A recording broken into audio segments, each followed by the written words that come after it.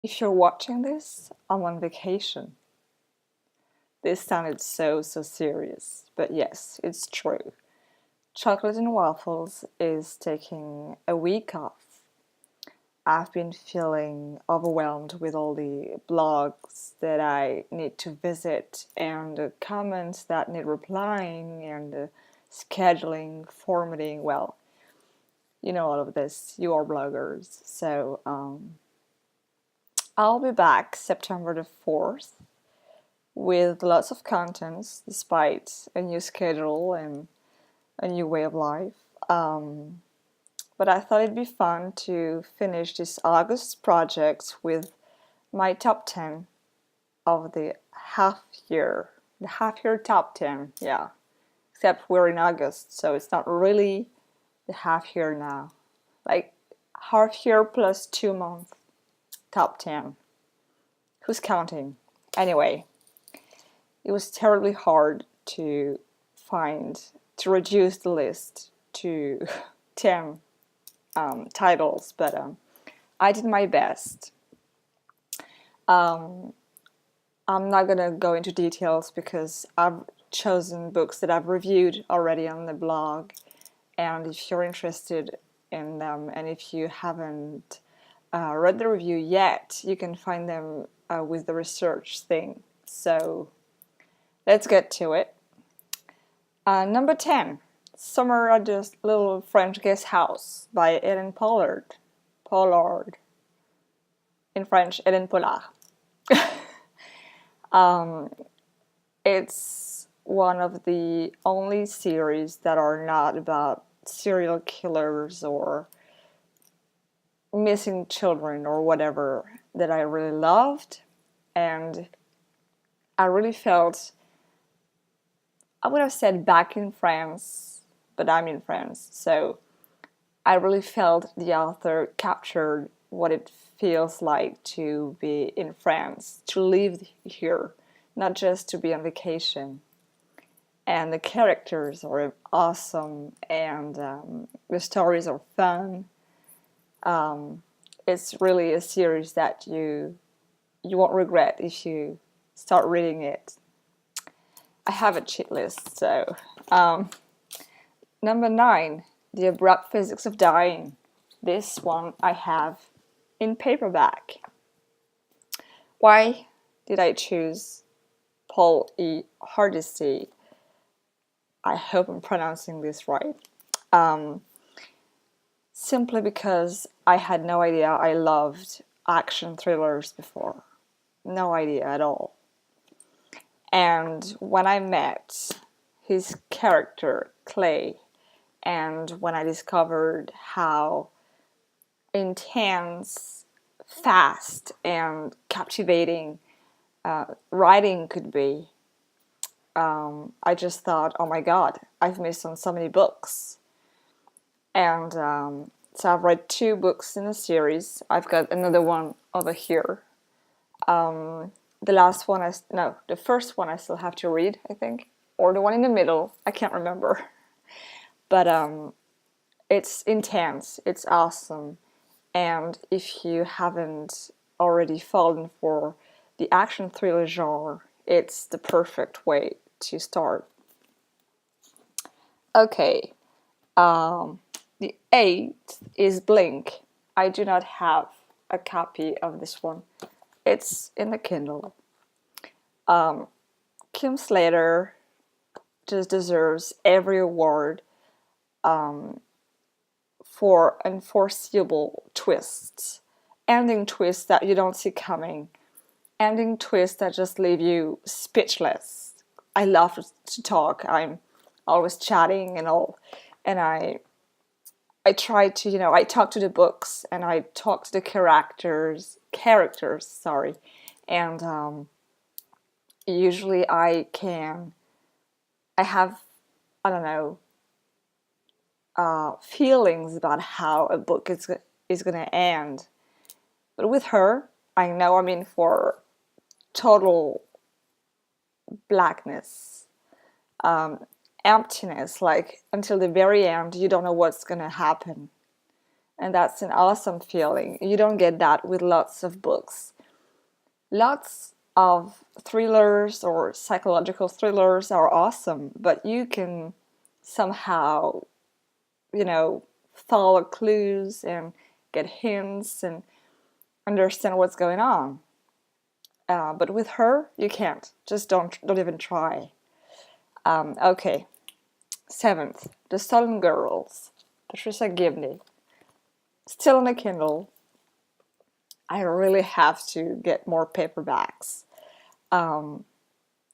It's on the list because of Lottie, the character. The main character has just stolen my heart, and I found it was the balance between her and the plot that just works so well that I just had to put it on the list. It's so messy. Everything is messy and dark. And that's what life is sometimes.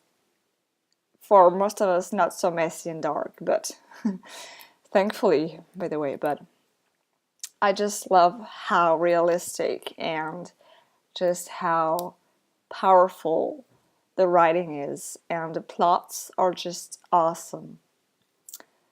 Number 7, where are we? We are at the 6th books. The Unquiet Dead. Once again, hello Kindle. Yeah, well, upside down, but it's okay. The Unquiet Dead, oh my god.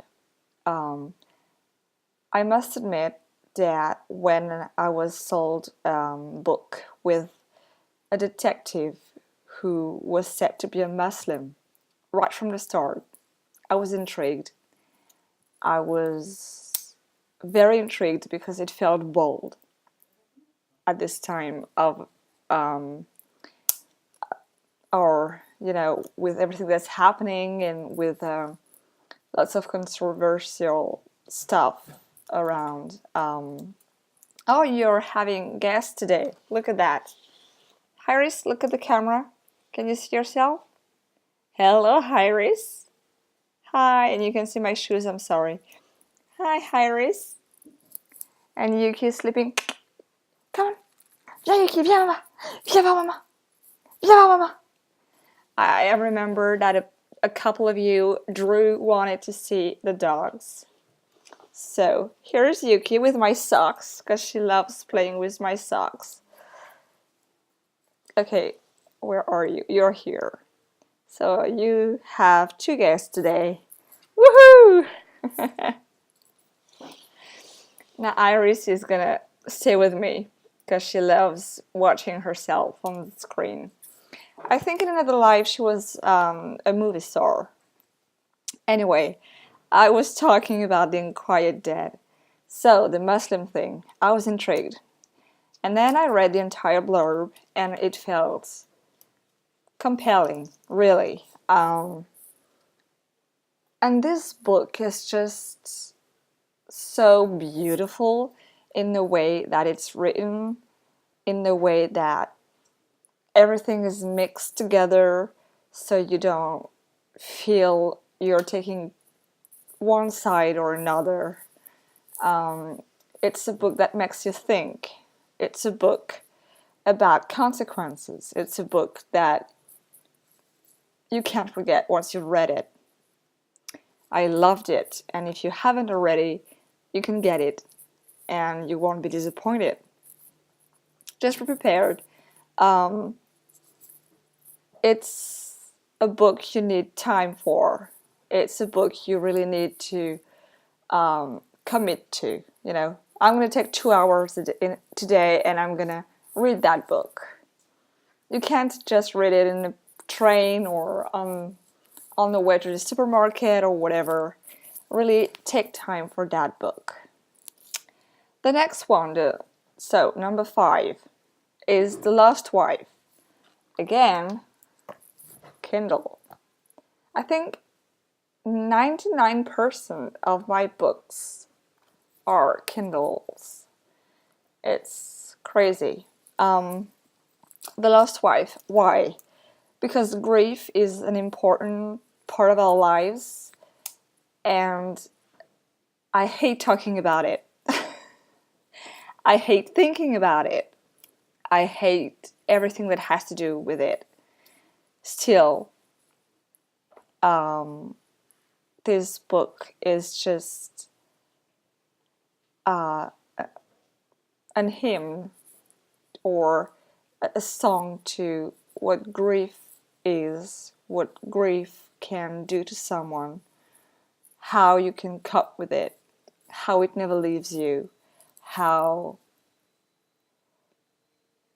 I'm going to sound very cliche here, but how life goes on and how you can just take what you've been through and rebuild without forgetting. And I found the author's words very, very sensitive, very spot on, and no cliches, no, sugarcoating of things, no. I don't know, it just felt right. It felt painful. It felt very sad, but not depressing. Sad, but not depressing. Sad, but hopeful. And it just had such an impact on me that I want everyone to read it. Even if it's hard. Even if you've been through this or not. I just think that it's a book that can help people put words on their feelings, and that's important. Okay, so now the fourth. It's an Orenda Books. Where are you? Hi, Louise. The mountain in my shoe. Well, the mountain if you're British, the mountain if you're American. Anyway, amazing book, amazing writing. I mean, Louise creates just an entire world. It's not, you don't just get a character or a story or a feeling or an atmosphere or a village. You get an entire world. You get the right words. You get just the most magnificent sentences, sometimes the simplest. She just has that knack for telling you how you feel, how people feel, without having to look for intricate words or metaphors or whatever. It's like poetry. For me, Louise Beach's writing is just like poetry. One word follow the other, and you're just transported. And I cherish this book, and I'm gonna hunt Louise until she signs this, because I really want her to sign my book. This one and Maria in the Moon that is here, over here. I can't talk about it because I haven't reviewed it yet. But this one has won my heart, and I've fallen in love with a book, a writer, and a story that I thought would not be my cup of tea. So everything happens, and this is one of the best surprises that I've ever had. Okay, I'm putting it here. Next one, Will to Live. Well, it's not really one book, because I've read all of the K Hunter series from January to July. So I'm gonna say the third place in my top 10 is a series. It's the K Hunter series. It's the chemistry. It's everything about this series that is completely insane and that's addictive. Kay is a wonderful character. Kay is like your neighbor, or the woman I would have wanted to be had I been more brave, braver or something. I really wanted to be a cop when I was a kid, and Kay reminded me of that. And I love that she's not just a cop, or that she's not just a sad and depressed cop, or struggling for everything. She has nice things in her life. She has a nice boss. She has a handsome husband who brings home weird stuff. I just love that Rachel Hamlet has created just an amazing series based on individual stories and a bigger picture, the chemistry. I'm harassing her to get more clues about it, and I cannot wait for book 4 to come. Soon, they said soon. Soon can't come soon enough. I'm really looking forward to it. My love for Kay is everywhere. Look for it on the blog. It's amazing. And it was the first time that I'd read a series in a wrong order. I hate that word, order. And I didn't mind because Rachel has done an amazing job, has given you whatever you need in each book so that you don't feel confused about anything. Just dive in, take the first book that comes on Amazon or wherever you go, and just, if you haven't already, meet Kay and tell me what you think about her. Okay, second position. Woo-hoo-hoo. Second position. A fellow French, Johanna Gustafson. Johanna, je suis désolée si jamais j'ai mal prononcé ce nom. Okay, this is actually the French edition because I don't own the Orenda Books edition yet. I'm gonna buy it and stalk you to get it signed. So that's the French one. I also have the next book.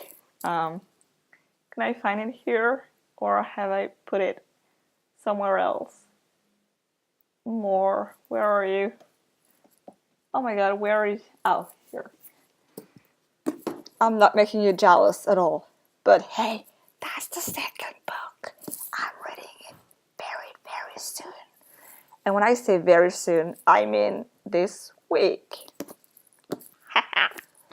Anyway, the one on the list is block 48, 46. Whoa, numbers. I've already said that I was bad with numbers.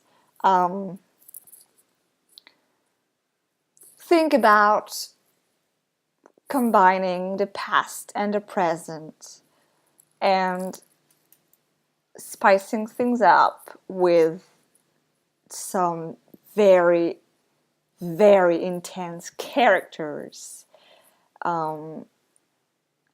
Add a few hints, red herrings, sorry. And some of the most horrendous things that have happened in real life. And you've got what block 46 is made of. But Joanna has a way to tell you a story that is not just painful or, just something you can read on the beach. Of course you can read it on the beach if you want, but it's one of those amazing stories that just stay with you. It's a story that you cannot not be moved by it. And you cannot not be curious about the main characters. I mean, if you ever read this and you're not convinced, let me know why. I want to know. I'll have the arguments to make you change your mind. What is my computer doing? Okay, sorry. So, this is one of the best books I've read so far, and I'm pretty sure it's going to be in the end of the year top 10. I'm going to have to make it a top 20. I would like to thank Joanna for this because you have reconciled me with reading in French, and you've been the very first author that I've been able to read who talks about the atrocities of the Second World War. So thank you for that. And thank you for just waving your plot so beautifully that it just time flies by and you're lost in a wave, in an ocean of emotions and and clues and things you're not sure of, and everything is just so intense in that book, so intense. If there's one word for this one, is intense. I think I even created a word, dartense, dark and intense. Yeah, I know, I'm awesome. So if you haven't read it, go buy it. Okay, number 1. The biggest surprise of the summer. I wasn't expecting it. It was like a slap in the face. I still don't know what happened. I only remember one sitting, being hooked from page 1 and unable to tear myself away from the book. Again, Kindle book. It was an arc. Not that I'm complaining about arcs. Arcs are fantastic. It is Best Intention by Erika Raskin. Oh my god.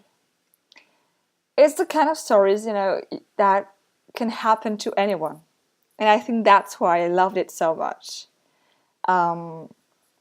You're not just a witness in what's happening. You are part of the story. What if it was you?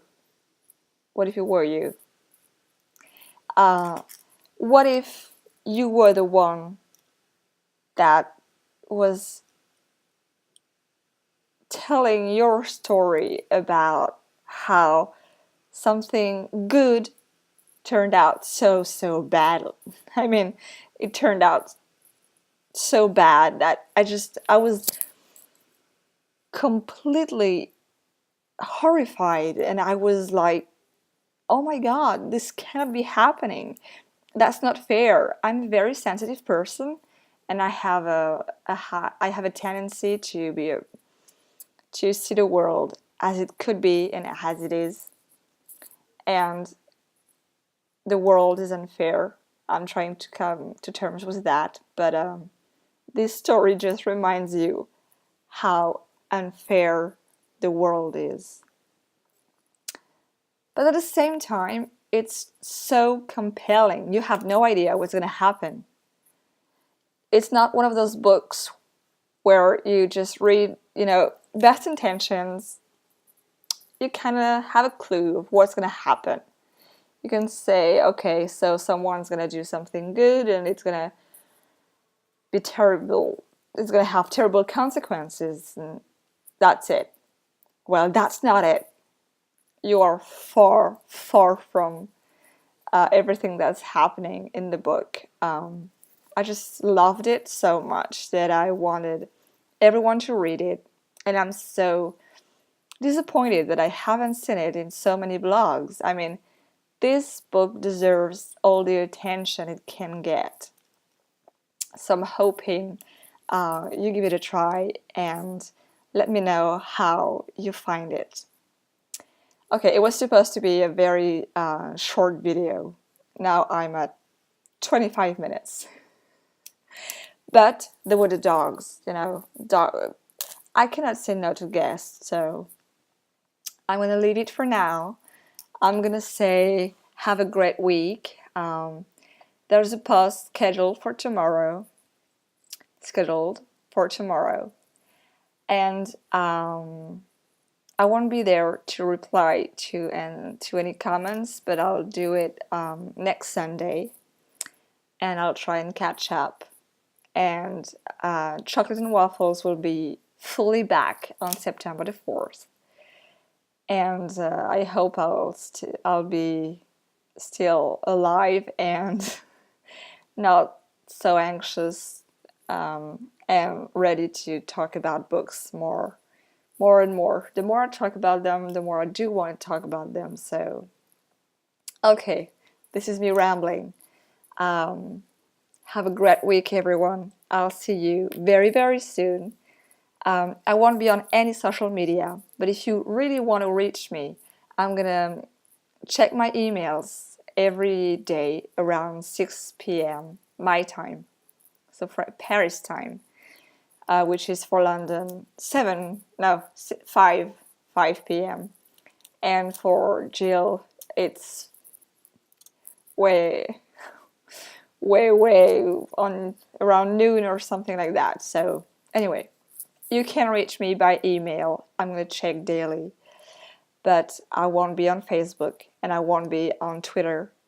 This is my challenge because I'm going to spend the entire year after that just dealing with all of those social media stuff and more books, more blogging, more publishing stuff. So this is me getting a bubble of nothingness, a bubble of trying to relax in a different way. Still with my books, okay? I have like 5 books to read. And so that's it. That's the end of the summer. Some things are changing. A page is turning, and I'll see you on the other side. Thank you so much.